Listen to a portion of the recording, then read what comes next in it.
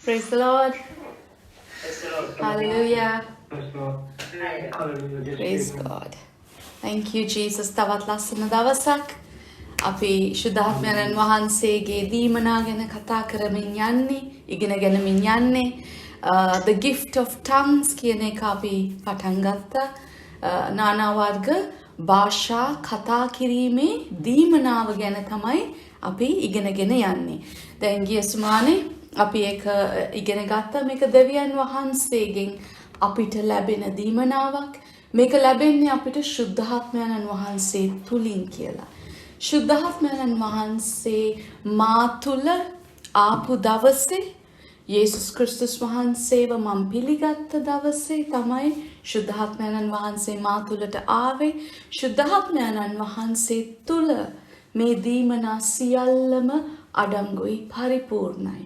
ශුද්ධාත්මයන් වහන්සේ ඔබ තුල ඉන්නවා නම් ඒ කියන්නේ මේ දීමනාත් ඔබ තුල දැන් තිබෙනවා. ඒක එළියට මතු පිටට ඔබේ ශරීරයට ඔබගේ කටහඬින් ඔබ ඒක තාම ප්‍රකාශ වුණේ නැති වුණාට ඔබ හිතන්න එපා ශුද්ධාත්මයන් ඒ දීමනාව ඔබ තුල නැහැ කියලා. හැමතිස්සම මතක තියාගන්න දේව දරුවෙක් වෙච්ච දවසේ යේසුස් ක්‍රිස්තුස් වහන්සේව ඔබ පිළිගත්ත දවසේ මේ දීමනා සියල්ල අඩංගු වෙනවා ශුද්ධාත්මයන් වහන්සේ තුල. උන්වහන්සේ ඇවිත් තියෙනවා ඔබ තුලට. හලෙලුයා. ඒක තමයි අපේ විශේෂම කාරණාව ගිය සුමානේ ඉගෙන ගත්තේ. ඒ වගේම අපි ඉගෙන ගත්ත මේක හවුල්කාරීත්වයක් කියලා. දෙදෙනෙක් අතර තියෙන සම්බන්ධතාවයක්. දෙන්නෙක් අතර තියෙන කතාබහක්. දැන් කාටද මට මතක හැටියට කියන්න පුළුවන් කවුද මේ පාර්ශව දෙක? කවුද කතා කරන දෙදෙනා? එකක් දෙවියන් වහන්සේ සුද්ධාත්මයන්.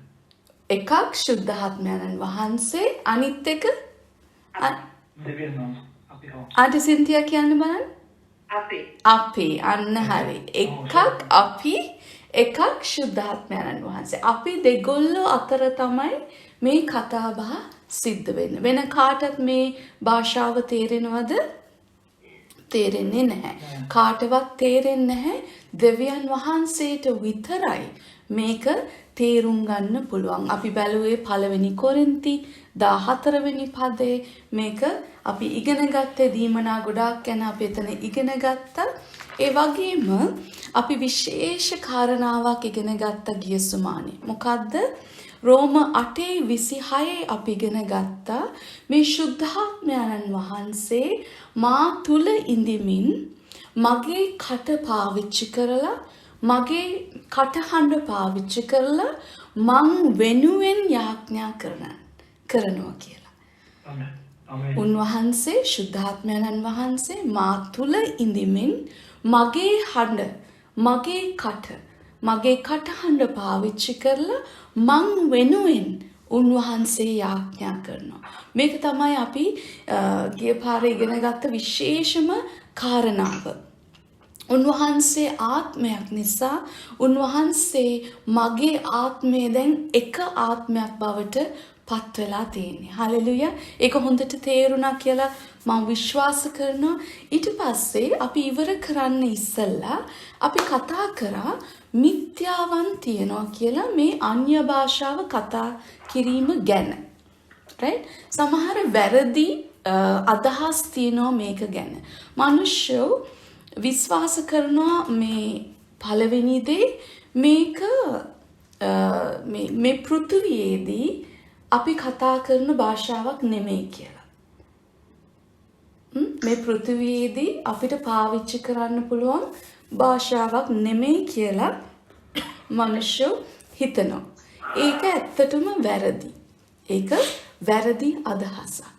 අපිට මේ භාෂාව දෙවියන් වහන්සේ දීලා තියෙන්නේ මේ පෘථිවියේ මේ ලෝකේ අපි ජීවත් වෙනකොට අපිටයි මේ අපේ වර්ධනයටයි ඒ වගේම අපි අයිති වෙන අපේ සභාවට අපේ පවුලට දේව පවුලට දීමනාවක් හැටියට තමයි මේ භාෂාව පාවිච්චි කරන්න අපිට දීලා තියෙන්නේ. ඒක තමයි පළවෙනි මිත්‍යාව. ඉතින් අපි අපේ මනසෙන් මේක දැන් අයින් කරන්න ඕනේ. අපි හිතන්න නරකයි මේක ස්වර්ගයට ගියාම තමයි අපි කතා කරන්නේ කියලා. දැන් ඒ වචනේ තහවුරු කරන්න අපි බලමු පළවෙනි කොරින්ති 13 වෙනි පරිච්ඡේදයේ පළවෙනි පදය. 1 Corinthians chapter 13 verse 1.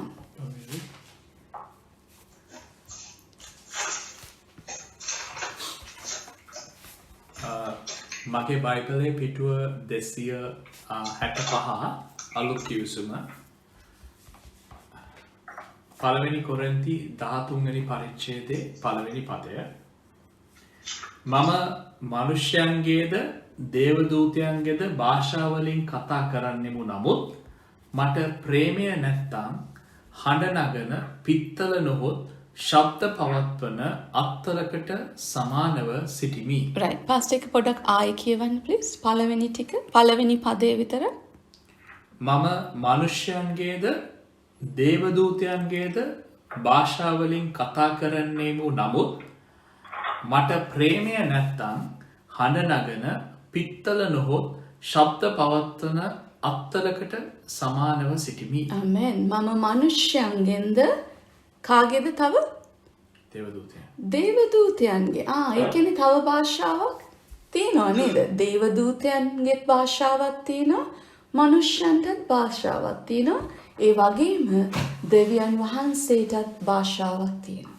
හලෙලුයා. ඉතින් මේ මිත්‍යාව සම්පූර්ණයෙන්ම වැරදි. මේක අපි ස්වර්ග රාජ්‍යයට ගිය දවසේ කතා කරන භාෂාවක් විතරක් නෙමෙයි මේ භාෂාව අද අපේ ජීවිතයට අදාළ වෙනවා. හලෙලුයා. ඒක තමයි පළවෙනි කාරණාව. දැන් මම කියලා දෙන්න යනවා මේ අන්‍ය භාෂාව ගැන ලස්සන දෙයක්. මේ අන්‍ය භාෂාව අපි කොරින්ති පොතේ කියුවා නානා වර්ග භාෂා කියලා. එහෙමනේ සිංහලෙන් තියෙන්නේ නානා වර්ග භාෂා. ඒ කියන්නේ අන්‍ය භාෂාවෙන් කතා කරනකොට right ඒක පාවිච්චි වෙන ආකාර තුනක් තියෙනවා. අන්‍ය භාෂාව පාවිච්චි වෙන ආකාර තුනක් තියෙනවා. There are 3 different ways the tongues are used, right? අන්‍ය භාෂාව එක භාෂාවයි, right? එක භාෂාව කතා වෙන භාෂා ආකාර තුනක් තියෙනවා. පළවෙනි දේ, right? පළවෙනි දේ personal tongues. මේක ඔබේ පෞද්ගලික භාෂාවක් බවට දෙවියන් වහන්සේ අපිට දෙන දීමනාවක්. අපි ඒක බලමු පළවෙනි කොරින්ති 14 වෙනි පරිච්ඡේදයේ දෙවනි පදය. පළවෙනි කොරින්ති 14 වෙනි පරිච්ඡේදයේ දෙවනි පදය. මගේ බයිබලයේ පිටුව 266 පළවෙනි කොරින්ති 14 වෙනි පරිච්ඡේදයේ දෙවනි පදය. මක්නිසාද අන් භාෂාවලින් කතා කරන්නා මනුෂ්‍යයන්ට නොව දෙවියන් වහන්සේට කතා කරන්නෝය. ඔහු ආත්මයෙන් රහස් කතා කරන නමුත් කාටවත් තේරෙන්නේ නැත. Keep going. නමුත් ධර්මවාක්‍ය පවසන්නා වර්ධනය වීමට දැනුමුතුකම්ද සැනසීම පිණිසද මනුෂ්‍යයන්ට කතා කරන්නෝය. අන් භාෂාවලින් කතා කරන්නා තමාම වර්ධනය කරගන්නේය. ආමෙන්. ඒකයි කියන්නේ පාස්ටර් 4 වෙනි පදේ. අන් භාෂාවලින් කතා කරන්නා තමාම වර්ධනය කරගන්නේය. නමුත් ධර්මවාක්‍ය පවසන්නා සභාව වර්ධනය කරන්නෝය. ආමෙන්. දැන් අන්‍ය භාෂාවෙන් කතා කරන එක්කෙනාගේ පළවෙනි දේ ඇවිල්ලා එයා තමන්ටම කතා කරගන්න. එයා තමන්ගේ වර්ධනය, තමන්ගේ පෞද්ගලික වර්ධනය උදෙසා. මෙතන කියන තමාම edify himself කියලා. වර්ධනය, තමාවම වර්ධනය කරගන්නවලු. ඔබ අන්‍ය භාෂාවෙන් කතා කරනකොට ඔබේ ජීවිතය වර්ධනය වෙනවා. ඔබේ ආත්මික ජීවිතය වර්ධනය වෙනවා. ඔබ ආත්මය තුල පරිණත වෙනවා. අපි ගොඩක් අන්‍ය භාෂාවෙන් කතා කරන ඒකේ ලැබෙන ඵල අපි පස්සේ බලමු එකින් එකට. මම දැන් කියන්නේ මේ කොටස් තුනක් තියෙනවා මෙතන. පළවෙනි එක දැනගන්න අන්‍ය භාෂාවෙන් කතා කිරීම තමන්ගේ පෞද්ගලික ප්‍රයෝජනයට මේක අවශ්‍යයි. This is called the personal tongues. Right? ඊට පස්සේ 1 කොරින්ති 12 වෙනි පරිච්ඡේදයේ 10 වෙනි පදයට යම් බලන්න. 1 කොරින්ති 12 වෙනි පරිච්ඡේදයේ 10 වෙනි පදයට.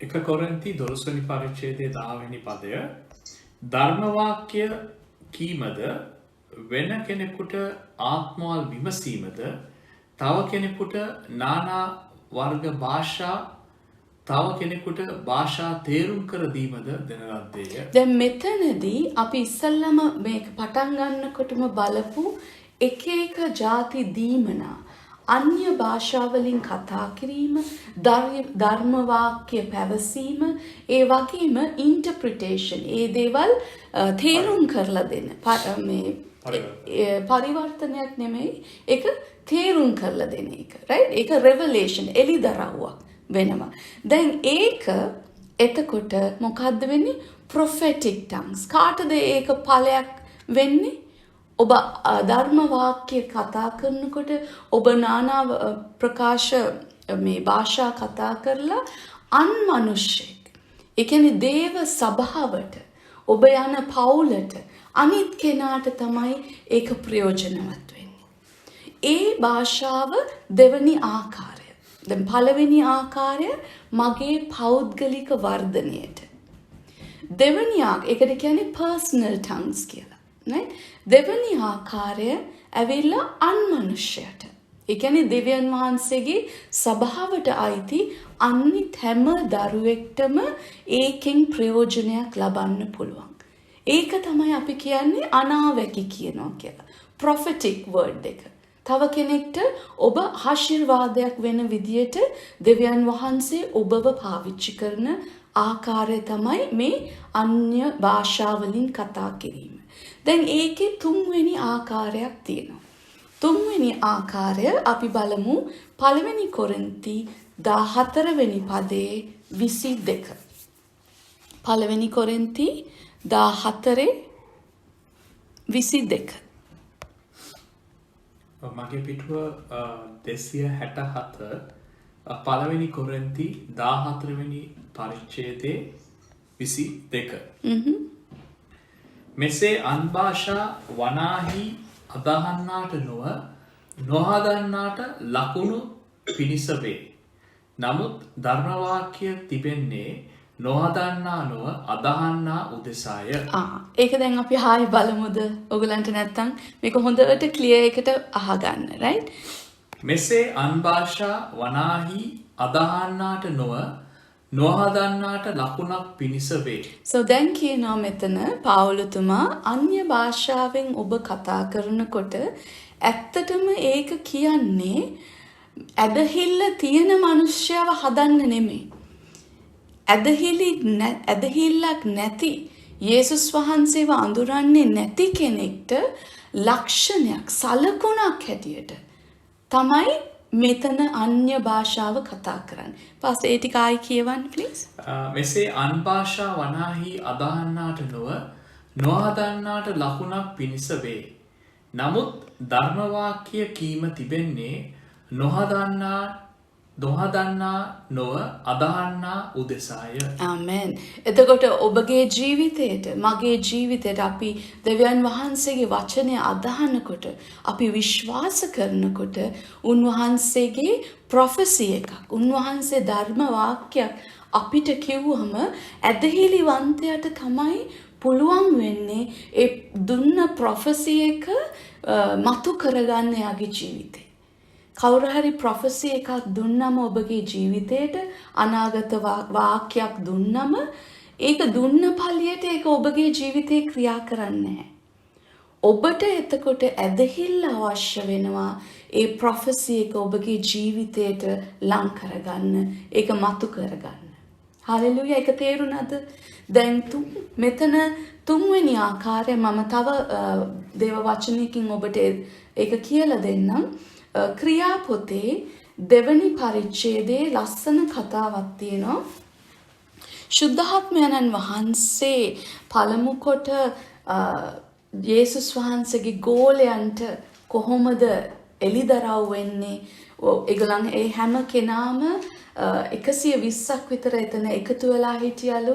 එතන ඒ උඩුමහලේ ඉන්නකොට ශුද්ධාත්මයන්ගේ මේ දීපනාව ඒ හැම ගෝලයකටම ලැබුණා කියලා ලස්සන කතාවක් තියෙනවා. පාස්ටර් එකේ ක්‍රියාපොතේ දෙවනි පරිච්ඡේදයේ 7 වෙනි පදේ ඉඳලා පොඩ්ඩක් බලමුද? මගේ බයිබලය අලුත් ගිවිසුම 179 පිටුව 179 ක්‍රියා දෙවන පරිච්ඡේදයේ 6 වෙනි පදේ. 6 වෙනි පදේ ඉඳන් ක්‍රියා දෙකේ 6 වෙනි පදේ ඉඳන් මේ ශබ්දය ඇසුණු කල සමූහයා එක්ව ඇවිත් වියඋල් විය. මක්නිසාද එකිනෙකා තම තමාගේ භාෂාවෙන් ඔවුන් කතා කරනවා ඇසුවෝය. පාස්ටර් සෝරි, ඒක පළවෙනි එකේ ඉඳලා කියවමුද? එතකොට ඒක ටිකක් තේරෙනවා වගේනේ. Right. අපි ඒක දෙවෙනි පරිච්ඡේදයේ පළවෙනි පදේ ඉඳලා බලමු මේ කතාව. ක්‍රියා දෙවන පරිච්ඡේදයේ පළවෙනි පදේ සමාවෙන්න. තවද පෙන්තකොස්ත දවස පැමිණි කල ඔවුන් සියල්ලෝ එක් තැනක රැස්ව සිටියෝය.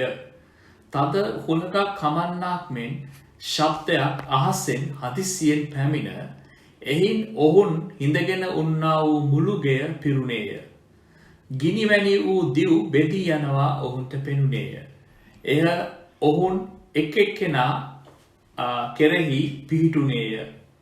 ඔහු සියල්ලෝ ශුද්ධාත්මයෙන් පූර්ණව ආත්මයෙන් ඔවුන්ට කතා කරන්නට පුළුවන්කම දුන් ප්‍රකාරයට අන් භාෂාවලින් කතා කරන්නට පටන් ගත්තෝය.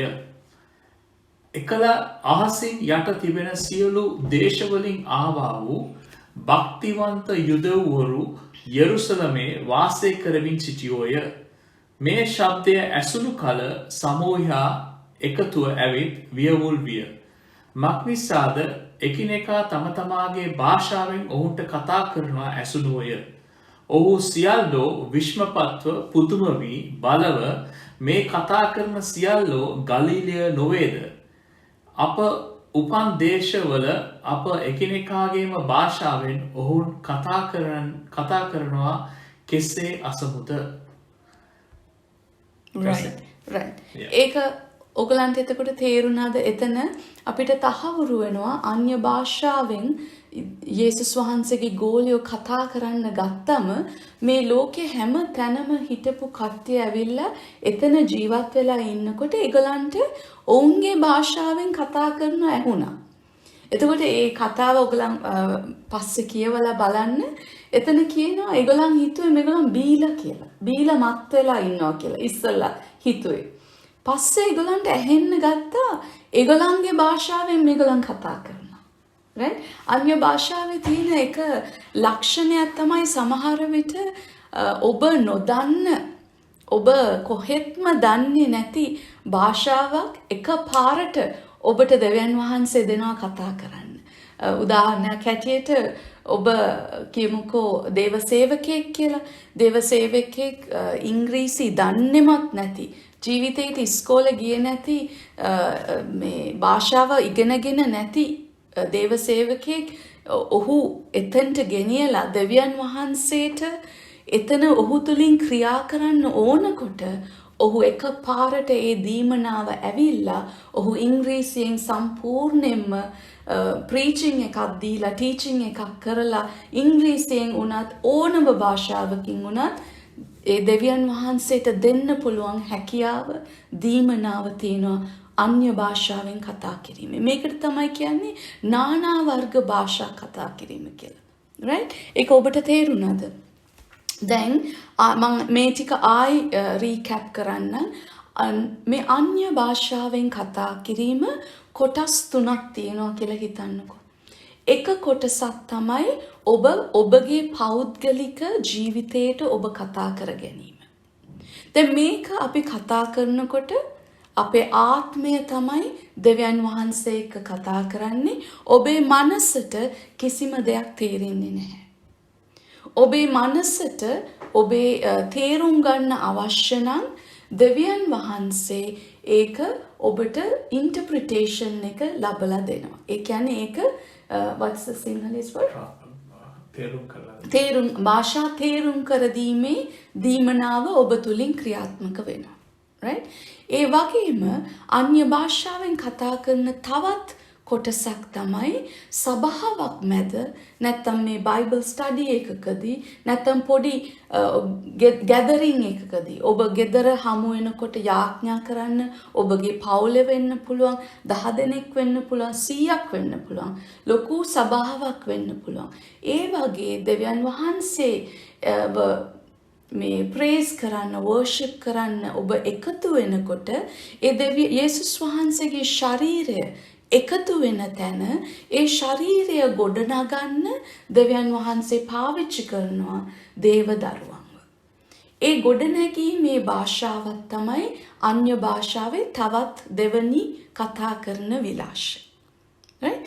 තුන්වෙනි කොටස ඇවිල්ලා දෙවියන් වහන්සේව විශ්වාස නොකරන යේසුස් වහන්සේ ගැන අහලවත් නැති අදහන්නේ නැති දරුවෝ කවුරු හරි දේව දරුවෙක් තුල යේසුස් වහන්සේ මේ දීමනාව දීලා ඔබ අන්‍ය භාෂාවෙන් කතා කරන්න ගත්තම ඔහු විශ්වාස කරන්න පටන් ගන්නවා. මොකද එයාට ඒක පුදුම දෙයක්. ඒ අදහන් නැති එක්කෙනාට මේක හාස්කමක් වෙනවා. සමහර විට ඔබ ධර්ම මේ අනාගත අන්‍ය භාෂාවෙන් කතා කරලා ඒ මේ අදහන් නැති දරුවගේ ජීවිතය ගැන අනාවැකියක් ඔබට පළ කරන්න පුළුවන්. දෙවියන් වහන්සේට ඔබට කියලා දෙන්න පුළුවන් ඔහුගේ ජීවිතේ යම් යම් කාරණා. ඒ දේවල් ඔබ තේරුම් කරලා දුන්නම එයාගේ හදවත දෙවියන් වහන්සේ කෙරෙහි විශ්වාසයක් ඇති වෙනවා. ඇත්තටම මෙතන දෙවියන් වහන්සේ ක්‍රියා කරනවා කියලා ඔහුට ඇදහිල්ලක් බලාපොරොත්තුවක් ඇති වෙනවා. හලෙලුයා මේක දැන් තේරුණාද? මේක තමයි අන්‍ය භාෂාවේ කොටස් තුනක් තියෙනවා. දැන් අපි එනවා දෙවනි මිත්‍යාවට. දෙවනි මිත්‍යාව කියන්නේ මොකද්ද? මේක ඔක්කොම බිලීවර්ස්ලට අයිති දෙයක් නෙමෙයි. දේව දරුවෝ ඔක්කොමලට අයිති නෑ මේක. මේක සමහර විශේෂ කට්ටියක් ඉන්නවා. ඒ විශේෂ පුද්ගලයෝ ප්‍රොෆෙට්ස්ලා pastors-ලා, teachers-ලා මේගොල්ලන්ට විතරයි අන්‍ය භාෂාව දීලා තියෙන්නේ. මේක දීමනාවක්. මේක විශේෂ කට්ටියට වෙන් කරලා තියෙන දෙයක් කියලා. ඒක මිත්‍යාවක්. ඒක බොරුවක්. right? නමුත් මම ඒක පැහැදිලි කරලා දෙන්නම්.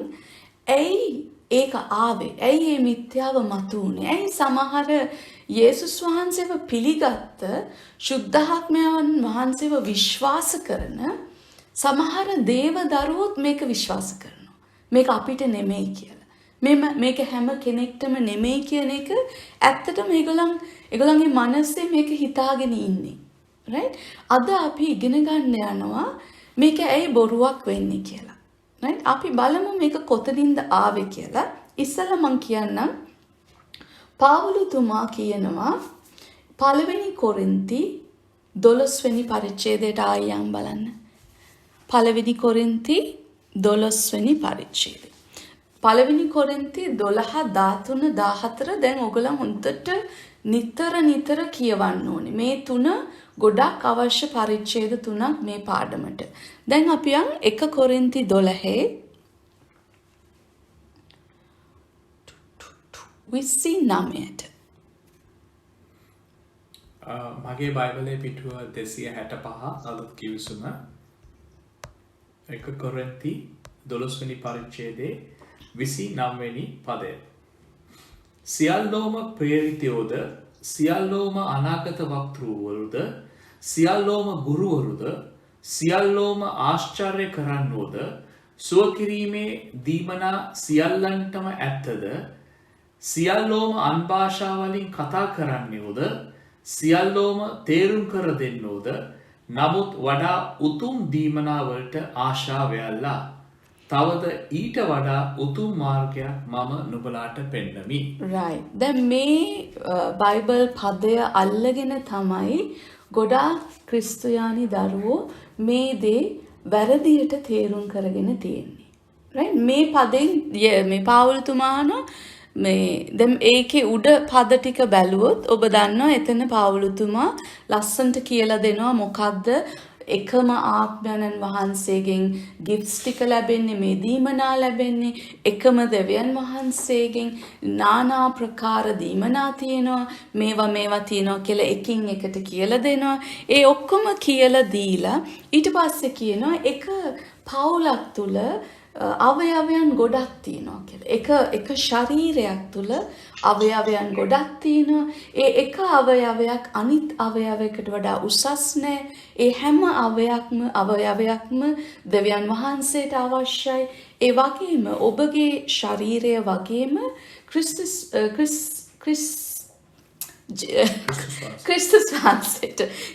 වහන්සේගේ ශරීරයට අපි අවයවයක් කියලා. අපි එක්කෙනා උන්වහන්සේගේ ශරීරයේ අවයවය. එතකොට එක්කෙනෙක් උසස් පාස්ටර් විතරයි උසස් පාස්ටර් විතරක් හිටියම ඇති. එහෙම කියලා හිතනකොට ඒක වැරදි. එතකොට කවුරුරි බ්‍රදර් රෝයන්ගෙන් අහුවොත් කියයි කවුරුරි ඉන්න ඕනේ টয়ලට් එක සෝදන්න කියලා නේ. කවුරුරි ඉන්න ඕනේ ඒ හෝල් එක සුද්ධ කරන්න. කවුරුරි ඉන්න ඕනේ පුටු හස් කරන්න. කවුරුරි ඉන්න ඕනේ ස්ලයිඩ්ස් ටික දාලා කම්පියුටර් එක ඔන් කරලා සවුන්ඩ් සිස්ටම් එක හදන්න. ඒ වගේම ගීතිකා කියන්න කවුරුරි අපිට අවශ්‍යයි. මේ ඕගන් එක ප්ලේ කරලා ගිටාර් ප්ලේ කරලා ඒ මොන හරි අපි මිනිස්ට්‍රි එකක් කරනකොට ඒ හැම දෙයක්ම අපි කරන්නේ දෙවියන් වහන්සේගේ අභිමුඛය ගොඩනගමින් දෙවියන් වහන්සේව හොයාගෙන එන දරුවන්ට ලස්සන පහසුකම් දීලා ඔවුන්ට උන්වහන්සේව අදහන්න පුළුවන් තැනක් වෙලාවක් අපි සකසලා දෙනවා. එතකොට තමයි පාස්ටර්ට එතනට ඇවිල්ලා දෙවියන් වහන්සේගේ වචනය ප්‍රකාශ කරලා සුද්ධාත්ම දීමනා වලින් ක්‍රියා කරලා ඒ ළමයිගේ ජීවිත වෙනස් කරන්න පුළුවන් වෙන්නේ අනිත් හැම දෙයක්මත් ලස්සනට තිබුණොත් තමයි. නේද? ඉතින් හැම අවයවයක්ම යේසුස් වහන්සේට විශේෂයි. අන්න ඒ වගේ දැන් මේ පාවුලතුමා මේ දේවල් ඔක්කොම විස්තර කරලා දීලා කියනවා සමහර ප්‍රොෆට්ස්ලා ඉන්නවා සමහර අපෝස්තලවරු ඉන්නවා සමහර ගුරුවරු ඉන්නවා මේ හැම දෙයක්ම කරන්න নানা ප්‍රකාර දීමනා මේ දේව දරුවන්ට දීලා තියෙනවා ඊට පස්සේ ඒ පාවුලතුමා අහනවා හැම කෙනාම අපොලොස් මේ අපෝස්තල් කෙනෙක් නෙමෙයි හැම කෙනාම ප්‍රොපේතවරයෙක් නෙමෙයි හැම කෙනාම ගුරුවරයෙක් නෙමෙයි ගුරුවර තාලන්තය අපෝස්තල් කෙනෙක් ප්‍රොෆට් කෙනෙක් ඔක්කොමලාට හැම එකක්ම නැහැ එහෙම එතන තමයි අහන්නේ හැම කෙනෙක්ම මේ දීමනා වලින් ක්‍රියා කරනවද හැම කෙනෙක්ම අන්‍ය භාෂාවෙන් කතා කරනවද නෑනේ කියලා ඒක තමයි මෙතන කතාව right දැන් මේක වැරදියට තේරුම් අරගෙන මිනිස්සු හිතන්නේ හැම කෙනෙක්ටම අන්‍ය භාෂාව අයිති නැහැ කියලා. දැන් ඇත්තටම ඔබ බලද්දී මේ පළවෙනි කොරින්ති පොතේ පාවුලතුමා කතා කරන්නේ අපි ඉස්සෙල්ලා බැලුවනේ ಜಾති තුනක්. අර තුනෙන් ඒ ආකාර තුනෙන් පාවුලතුමා කතා කරන්නේ කවුරු ගැනද? කොයි එක ගැනද? කතා කරන්නේ සභාව ගැන නේද? සභාවක් මැද ක්‍රියා කරන්නා වූ අන්‍ය භාෂාවේ දීමනාව ගැන තමයි පාවුලතුමා මේ විස්තර කරගෙන එන්නේ මේ මුළු පරිච්ඡේදෙම. සභාව ගැන, අවයවයන් ගැන, ගොඩනගනවා ගැන, දෙවියන් වහන්සේගේ පවුල කොහොමද අපි ශක්තිමත් කරන්නේ කියන ඒ විස්තර කිය තමයි පාවුලතුමා මෙතනද මේ වචනේ කියන්නේ. ඒ කියන්නේ පාවුලතුමා මේ කතා කරේ අර පර්සනල් ටංග්ස් ගැන නෙමෙයි. පෞද්ගලිකව කතා කරන අන්‍ය භාෂාවෙන් කතා කරන එක ගැන නෙමෙයි පාවුලතුමා එතන කතා කරන්නේ. පාවුලතුමා කතා කරන්නේ අන්‍ය භාෂාවෙන් අනාවැකියක් දෙන එක ගැන. අන්‍ය භාෂාවෙන් කතා කරලා කවුරු හරි සභාවේ කෙනෙක් ඒක පරිවර්තනය නැත්තම් ඒක ඉන්ටර්ප්‍රිට් කරලා ඊට පස්සේ ඒකේ එළිදරව්ව සභාවේ වර්ධනය උදෙසා දෙන එක ගැන තමයි මේ කතා කරේ. ඉතින් ඒක එයා කිව්ව එක ඇත්ත. ඒක හැම කෙනෙක්ටම ලැබිලා නැහැ. ඒක ලැබෙන්නේ ඒ දේව සේවයට කැප වෙලා ඉන්න දරුවන්ට තමයි ඒ දීමනාව පාවිච්චි වෙන්නේ. දැන් ඔබ හිතන්න ඔබ බබෙක් හැටියට මේ ලෝකෙට ඉපදෙනකොට ඔබට කකුල් දෙකක් නොමිලේ ලැබුණා. එහෙම නේද? කකුල් දෙකක් තියෙනවා නම් පොඩක් අත වනන්න බලන්න. අයියෝ අංකල් සුනිල්ට කකුල් නෑ වගේ. දැන් ඔයා ඉපදුනාම බබෙක් හැටියට ඉපදුනාම ඔයාට නොමිලේ ලැබුණා මොකද්ද? කකුල් දෙකක්. right? දැන් මේ කකුල් දෙකක් තිබුණට ඔබව මව් කුසෙන් එළියට ගන්නකොට ඔබ ඇවිදගෙන ආවද එළියට? නැහැ. කවුරු හරි කෙනෙක් ඔබට උදව් කරා ඔබව ඇදලා ගත්ත හා සමානයි. ඔබට උදව් කරා ඔබව එළියට ගන්න. right? සේවිකාවක් ඉන්න ඇති, දොස්තර කෙනෙක් ඉන්න ඇති, ඔබ ඉස්පිරිතාලේ කෙනා. ඊට පස්සේ ඔබ ඉපදුනාට පස්සේ ඔබ හොස්පිටල් එකේ ඉඳලා ගෙදර ආවේ පයින්ද? අපි මෙතන කවුරු හරි ආවද පයින් ගෙදර? නෑ. නමුත් කකුල් තියනවද ඔබට? Yes. තියෙනවා. right? කකුල් තියෙනවා නමුත් ඔබට පාවිච්චි කරේ නැහැ තාම. දැන් ඔයා බබෙක් වෙලා දැන් ඔයා ගෙදර ඇවිල්ලා ඊට පස්සේ ඔයා චුට්ට වර්ධනය වෙලා ඊට පස්සේ ඔබ දැනගන්නවා මේ කකුල් වලින් මට මීට වඩා දෙයක් කරන්න පුළුවන් කියලා. ඔබට කකුල් තිබුණ මුල දවසේ ඉඳලා. නමුත් ඔයා පාවිච්චි කරේ නැහැ. දැන් ක්‍රිස්තියානි දරුවන්නුත් එහෙම තමයි. ඔබ යේසුස් වහන්සේව පිළිගත්ත දවසේ ඔබට ශුද්ධාත්මයන්න් වහන්සේ ලැබුණා. නමුත් ශුද්ධාත්මයන්න් තුල ඔබ ක්‍රියා කරේ නැහැ. මුල් දවසේ ඉඳලා. ඔබ ඒ ගැන ඉගෙන ගන්න ඕනේ. ඔබ ඒ ගැන හොඳට මෙනෙහි කරන්න ඕනේ. ඒ දේවල් හොයලා බලන්න ඕනේ. ඒ දේවල් ඔබට ඉගෙනුවට පස්සේ තමයි ශුද්ධාත්මයන්න් වහන්සේ කොච්චර බලවත්ව ඔබයි මායි තුල ක්‍රියා කරන්න පුළුවන්ද කියලා ඔබට එළිදරව්ව එන්නේ අන්න ඒ වෙලාවේ. ඔබ චුට්ටක් නැගිටලා බලනවා ආයි වැටෙනවා. ආයි try එකක් දෙනවා. මොකද ඔබ දකිනවා ඔබගේ දෙමව්පියන් ඇවිදිනවා, ඔබගේ සහෝදර සහෝදරයන් ඇවිදිනවා. එහෙනම් මටත් පුළුවන්. ඔබ ඇවිද්දාට පස්සේ ඔබ දුවන්න try එකක් දෙනවා. ඔබ දුවන්න try කරාට පස්සේ ඔබ ස්පෝර්ට්ස් කරන්න යනවා. ඔබ ලොකු දේවල්, ඉහළ මට්ටමේ, ඉහළ පන්තියේ දේවල් කරන්න හදනවා. ඔබ කරන්න ඔබ එක්සර්සයිස් කරන්න තමයි ඔබගේ කකුල් වලට ශක්තිය දෙන්නේ. ඔබ දිව්වේ නැත්තම් ඔබ එක්සර්සයිස් ව්‍යායාම ඔබ ව්‍යායාම කරේ නැත්තම් ඔබගේ කකුල් ටිකක් කල් එහෙමම පන නැතුව යනවා. ඔබට කකුල් තිබුණාද හැබැයි? තිබුණා. කකුල් තාම තියෙනවද? තියෙනවා. නමුත් ඔබ පාවිච්චි කරන එක ඔබගේ වගකීම.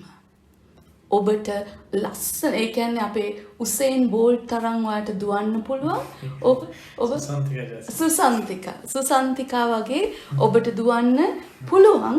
ඔබ ඒ වෙනුවෙන් කැප වෙලා ඒ වෙනුවෙන් ට්‍රේන් වෙලා ඒ විදියට කාලා බීලා ඒගොල්ලන්ට ඩයට්ස් තියෙනවා, ඒගොල්ලන්ට ෂෙඩියුල් තියෙනවා, ඒගොල්ලන්ට ගොඩක් අමාරු මේ පරිසරයක් තුල ඒගොල්ලන් ඒ ට්‍රේන් වෙන්නේ. ඒ වගේම තමයි ආත්මික ට්‍රේනින් එක. ඔබ යම්කිසි විශේෂ දේවල් දෙවියන් වහන්සේට කරන්න ඔබට බෑ කියන්න බෑ. ඔබ දන්නේ නැහැ වෙන්න පුළුවන් චූටි කාලේ. හැබැයි ඒ නිසා තමයි මම ඉන්නේ. ඒ නිසා තමයි පාලකතුමා ඉන්නේ. ඒ නිසා තමයි ඔබට දෙවියන් වහන්සේගේ පවුලක් දීලා තියෙන්නේ. ඔබව ගොඩනගන්න, ඔබව වර්ධනය කරන්න, ඔබව ශක්තිමත් කරන්න. මේ හේතු නිසා තමයි දැන් ඔබට තේරෙනවා ඇති දෙවියන් වහන්සේගේ සමහර විට දරුවෝ වරද්දගෙන තියෙනවා අන්‍ය භාෂාව කියන්නේ ඔක්කොමලට නෙමෙයි කියන්නේ. ඒක සමාන වෙනවා අපේ මේ මං ගත්ත උදාහරණේ. ඒ කියන්නේ රටක ප්‍රෙසිඩන්ට්ටයි විශේෂ කට්ටියටයි රජතුමෙක්ටයි විතරයි ඇවිදින්න පුළුවන්. ඉතුරු ජනතාවට ඇවිදින්න බෑ. අන්න එහෙම කියන කතාවට සමාන වෙනවා මේ ශුද්ධාත්මයන්න් වහන්සේගේ දීමනාව ගැන. විශේෂ පාලකතුමෙක්, ප්‍රොෆට්ස්ලා, ඉවැන්ජලිස්ට් කෙනෙක් ඒ අයට විතරයි පුළුවන්. ඒක වැරදි නේද? ඔබට තේරෙනවා ඇතිනේ ඒක වැරදි කියලා. ඒක සම්පූර්ණයෙන්ම වැරදි.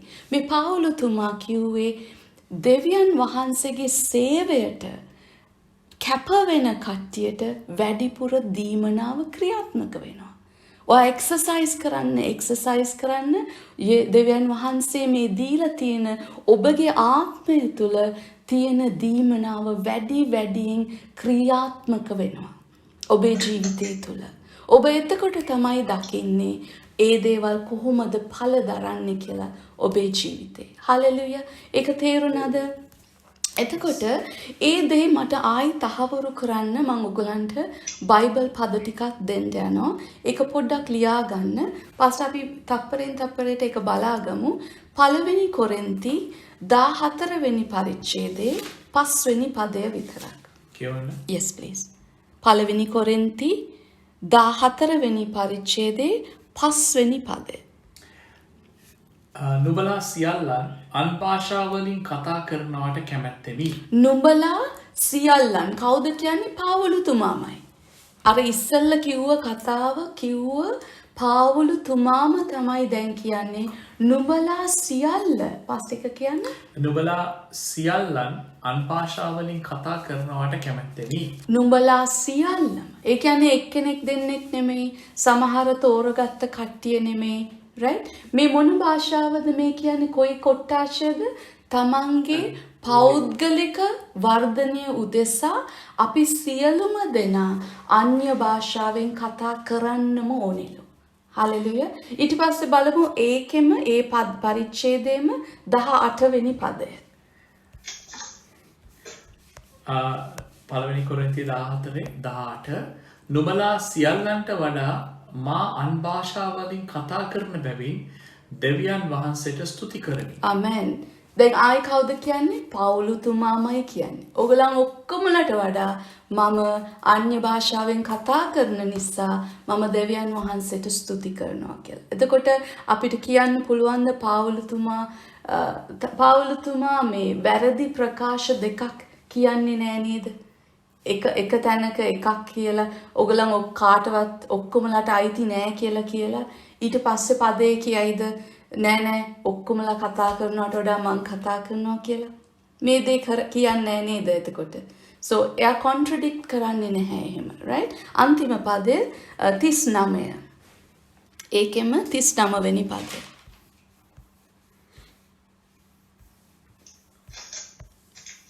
අන් භාෂාවලින් කතා කිරීමත් තහනම් නොකරල්ලා. ආමෙන්. ඒක අයිකෙන් පස්සේ අන් භාෂාවලින් කතා කිරීමත් තහනම් නොකරල්ලා. 40. නමුත් සියල්ලන් ඔබින ලෙසද පිළිවලින් කරනු ලැබේවා. ආමෙන්. මෙතනදී පාවුලතුමා මේ විස්තරාත්මකව මේ එකින් එකට කියලා දෙන්නේ මේ සභාවක් තුල ඔබ සභාවට ආවම පිළිවෙලක් ඇතුව වැඩ කරන්න කියලා. පාවුලතුමා ලස්සන්ට එකින් එකට මේ කට්ටියට කියලා දෙනවා. මොකද මේ සභාවන් ඒ කාලේ අලුතෙන් පිහිටවගෙන ගියා ගෝලයෝ. අලුතෙන්ම තමයි මේ හැම දෙයක්ම කරේ. ඒක නිසා පාවුලතුමා එකින් එකට කියලා දෙනවා. ඔබ දැන් ඔබගේ පෞද්ගලික භාෂාවෙන් ඔබ අන්‍ය භාෂාවෙන් කතා කරගෙන ගියොත් මේ ඒ දේ තේරෙන්නේ නැත්තම් කාටවත් ඒකෙන් ඵලයක් වෙන්නේ නැහැ. සභාවක් මැද ඔබ අන්‍ය භාෂාවෙන් ගොඩාක් කතා කරගෙන ගියොත් මුළු පැය එකමාරෙම හැම කෙනාටම ඒකෙන් ඵලයක් වෙන්නේ නැහැ. right? අන්‍ය භාෂාවෙන් කතා කරනවා කියන්නේ කවුරු හරි ඒ භාෂාව තේරුම් කරලා දෙන්න පුළුවන් දීමනාවක් තියෙන්න ඕනේ. ඒක ඔබම වෙන්න පුළුවන්. ඒක ඔබම වෙන්න පුළුවන්. ඔබට අන්‍ය භාෂාවෙන් කතා කරලා එලිදරව්වක් අරගෙන සභාවක් ගොඩනගන්න වචනයක් ඔබට දෙන්න පුළුවන්. අන්න ඒක තමයි හරි විදිය. ඒක තමයි ක්‍රමානුකූල විදිය. නමුත් ඔබ ගෙදර ඉන්නකොට ඔබේ වෙලාවට ඔබගේ ප්‍රෙයර් ටයිම් එකේදී ඔබ ඇත්තේ වෙන්න අන්‍ය භාෂාවෙන් පැය ගාණක් හරි කතා කරන්න. මොකද එතන මොකද්ද වෙන්නේ? දෙවියන් වහන්සේ ඔබයි අතර ඇති පෞද්ගලික කතාබහ. ඔබව ගොඩනගනවා, ඔබව බිල්ඩ් කරනවා, ඔබව ස්ට්‍රෙන්තන් කරනවා. ඔබගේ ජීවිතය ඔබ පුදුමාකාර දේවල් කරනවා. ඔබගේ අනාගතය ඔබ සකස ගන්නවා. right? ඒ නිසා මෙතනදී අපි බලන්න යනවා අන්තිම බයිබල් පදයේ මේකට මාක් පොතේ 16 වෙනි පදේ 15 වෙනි පදේ. මාක් පොතේ ඔබට මතක ඇති මේක අපි ඉගෙන ගත්තා. මාක් පොතේ 16 වෙනි පදේ අන්තිම පරිච්ඡේදයේ 15 වෙනි පදේ ඉඳලා මගේ පිටුව බයිබලේ 82 අලුත් කියවිසුම 82 එතන කියනවා මාක් 16:15 උන්වහන්සේ ඔවුන්ට කියනසේක් නුඹලා ලොව මුළුල්ලේ ගොස් සකල ජනතාවට සුභාරංචිය ප්‍රකාශ කරපල්ලා. අදහන්නා වූ බෞතිස්මය ලබන්නා වූ තැනැත්තේ ගලවනු ලබන්නෝය.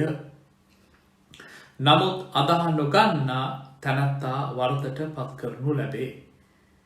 අදහන්නාට ඇත්තා වූ ලකුණු නම් ඔහු මාගේ නාමයෙන් යක්ෂයන් දුරු කරන්නේය. අන් භාෂාවලින් කතා කරන්නෝය. සර්පයන් අල්ලා ගන්නෝය. යම් මරණීය වසජාතියක් බීවත් එයින් කිසිසේත් ඔවුන්ට අනතුරක් නොවන්නේය. ඔවුන් රෝගී පිට අත්හැපු කල්හි රෝගී සුවය ලබන්නෝයයි කීසේක. ආමෙන්. මෙතනදී යේසුස් ක්‍රිස්තුස් වහන්සේ අපිට ලස්සනට තහවුරු කළා දෙනවා ඔබ විශ්වාස කරොත් ඔබ අදහනවා නම් ඔබ ශුද්ධාත්මයන්න් වහන්සේගෙන් බෞතිස්මය ලැබලා නම් ඔබට මේ ලක්ෂණ ඔබගේ ජීවිතේ මතුවෙනවා කියලා. එතකොට ඒක ඔබට ශුද්ධාත්මයන්න් වහන්සේගෙන් දෙවියන් වහන්සේගෙන් මේ පිටින් ඇවිල්ලා වැටෙන දීමනාවක් නෙමෙයි. ඒක ඔබගේ ඇතුළාන්තයෙන් මතුවෙන ලක්ෂණයක්. ඔබ යේසුස් ක්‍රිස්තුස් වහන්සේව අදහනවා නම් ඔබ ශුද්ධාත්මයන්න් වහන්සේගෙන් බෞතිස්මය වෙච්ච වුණා නම් ඔබට ඔබගේ ජීවිතේ ලක්ෂණ මතුවෙනවා. මේ මතුවෙන ලක්ෂණය තමයි අපි අර ඉස්සෙල්ලා ඉගෙන ගත්ත personal tongues. පෞද්ගලිකව තමන්ගේ ජීවිතේ වර්ධනය කරන්න, තමන්ගේ ආත්මය පරිණත කරන්න, තමන්ගේ ක්‍රිස්තු කිතුණු ජීවිතය ඉස්සරහට ගෙනියන්න අපිට අවශ්‍ය වෙනවා මේ අන්‍ය භාෂාවෙන් කතා කිරීම. අන්න මේක දීමනාවට වඩා වෙනස්. මේක අපේට මතුවෙන ලක්ෂණයක්. මේක දීමනාවක් නෙමෙයි. දීමනාව වෙන්නේ මොකද්ද? දේව දරුවෝ කැප වෙනකොට ඔවුන්ගේ ජීවිතය සබාව වෙනුවෙන් දෙවියන් වහන්සේගේ වචනය ගොස්පල් එක මේ පෘථුවියේ ඉස්සරහට ගෙනියන්න කැප වෙන දරුවන්ට, දේව සේවයට කැප වෙන දරුවන්ට තමයි අර අනාවැකි කීම, ඒ වගේම ධර්ම වාක්‍ය පවසන එක, අනිත් අයව හදන එක, අනිත් අයව ගොඩනගන එක, අනිත් කෙනාට මේ ආශිර්වාදයක් වෙන්න, ඒවා තමයි අපිට ලැබෙන දීමනා. Those are the gifts of the Holy Spirit. මේකට කියන්නේ the sign of those who believe. The signs of those who believe. අපේ ජීවිත තුළ මතුවෙන්නා වූ ලක්ෂණ. දැන් ඒක හොඳට තේරුණා කියලා හිතනවා. අන්තිම මිත්‍යාව මේ gifts, මේ දීමනා දැන් නැවතිලා කියලා. මේක දැන් මේ පෘථුවියේ නෙමෙයි ක්‍රියා කරන්නේ. අපි බලමු පස්සේ බයිබල් පදය 1 කොරින්ති 13 වෙනි පරිච්ඡේදයේ 13 9යි 10යි. 1 Corinthians chapter 13 verse 9 and 10. මගේ බයිබලයේ පිටුව 266 පළවෙනි කොරින්ති 13 වෙනි පරිච්ඡේදයේ 9 වෙනි පදයේ සිට මක්නිසාද අපේ දැනගන්ම මතිය අනාගත වාක්‍ය කීමක් මතිය නමුත් සම්පූර්ණ එක පැමුණුනාම මදක්ව තිබෙන දේ නැතිවන්නේය. Amen. Pastor එක පොඩ්ඩක් ආයි කියවන්න please. මක්නිසාද අපේ දැනගැන්ම මදිය අනාගත වාක්‍ය කීමත් මදිය. නමුත් සම්පූර්ණ එක පැමුණුනාම මදක්ව තිබෙන දේ නැතිවන්නේය. Amen. දැන් මේ බයිබල් පදය පාවිච්චි කරලා සමහර අය මේක වැරදි විදියට කියලා දීලා තියෙනවා. මේක පාවිච්චි කරලා තමයි ඒගොල්ලන් කියන්නේ මේ දීමනා දැන් නැවතිලා තියෙන්නේ. මේ දීමනා තියෙන්නේ ඔබ ස්වර්ග රාජ්‍යයට ගියාම කියලා. ඒක වැරදි මිත්‍යාවක්. මොකද මේ දීමනා අපිට දීලා තියෙන්නේ යේසුස් ක්‍රිස්තුස් වහන්සේ තුල ජීවත් වෙන හැම කිතුණු දරුවෙක්ගෙම ජීවිතය ගොඩනගන්න. ඔබේ ස්වභාව වර්ධනය කරන්න. ක්‍රිස්තියානි දරුවෙක් විතරක් නෙමෙයි අන්‍ය ආගමිකයන් අන්‍ය ජාතීන් දෙවියන් වහන්සේ අඳුරන්නේ නැති හැම දරුවෙක්වම මේ පවුලට අයිති කරගෙන ඔවුන්ගේ ජීවිතයට ආශිර්වාදයක් වෙන්න නම් ඔබත් සාමාන්‍ය මිනිස්සෙක් වගේ ඔබට ජීවත් වෙන්න බෑ.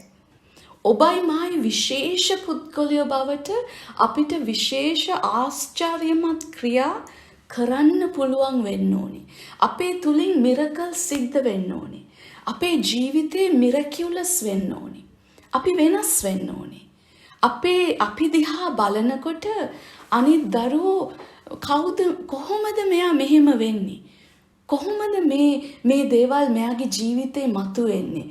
කොහොමද එයා මේ හාස්කම් කරන්නේ කියන ප්‍රශ්නය ඒගොල්ලන්ගේ මේ හදවතට වැටෙනවා. එතකොට ඒගොල්ලන් දෙවියන් වහන්සේව හොයන්න ගන්නවා. එතකොට ඒගොල්ලන් දේව වචනය හොයලා බලනවා. මොකද්ද මේ යේසුස් ක්‍රිස්තුස් වහන්සේ? කවුද මේ හෝලි ස්පිරිට් කියන්නේ? කොහොමද මේ දීමනා ක්‍රියාත්මක වෙන්නේ? හලෙලුයා. මේ නිසා තමයි අපි විශ්වාස කරනවා මේ දීමනා ඔබටයි මටයි දීලා තියෙන මේ පෘථිවියේ අද අපේ ජීවිතයත් අපේ පවුලේ ජීවිතයත් අපේ දේව සභාවේ ජීවිතයත් ගොඩනගන්න තමයි දෙවියන් වහන්සේ මේක අපිට දීලා තියෙන්නේ. ඉතින් ඔයා හිතනවාද අපි ස්වර්ගයට ගියාම අපිට මේ දීමන අවශ්‍ය වෙනවා කියලා? නෑ, මං හිතන්නේ නැහැ.